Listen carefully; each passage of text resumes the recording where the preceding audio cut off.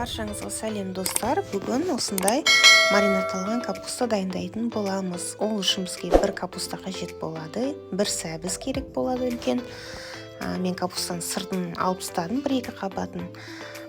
Үстіп шет-шеттерінен турап, төрт пішінде турап шығамыз. Эмалированный осындай кастрюля болады, соған жайғастырып шығамыз. Капустамызды осылай төрт пішті қылып турап посудамызға салып шығамыз да, жаңа сәбізімізді теркалап шығамыз. Сәбізді теркалағаннан кейін негізінде чеснокпен араластырып алған дұрыс болады. Мен ұмытып кетіппін. Сондықтан мен неге салдым, қайнаған суға салдым чеснокты.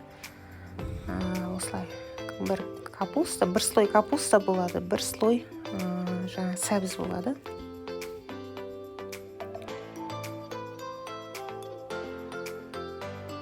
Осылай чередовать етіп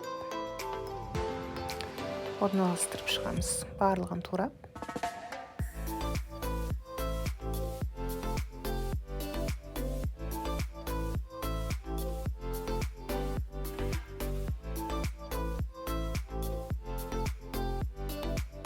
Барлығын турап, жайғастырып болғаннан кейін ыстық су дайындап аламыз, 2 литр. Қайнап тұрған ыстық су. Керек жарықтарымызды дайындап аламыз.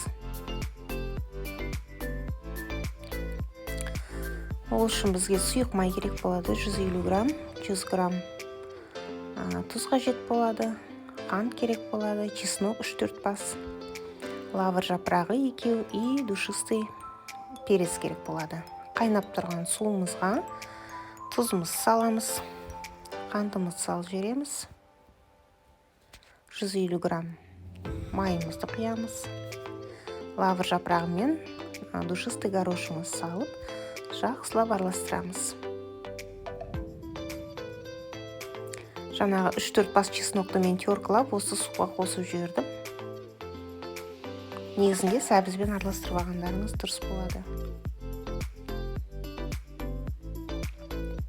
Чеснокты салғаннан кейін бір 3 минуттай қайнатып, жақсылап араластырып, осы рассолымызды жаңағы кастрюльдегі капуста мен морковка құйып шығамыз жақсылап.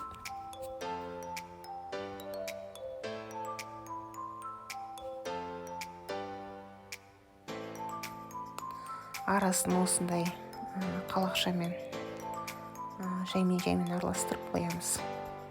Бір күнге осылай қойып, бетін жауып, тарелкамен үстіне бастырып қойсаңыздар болады.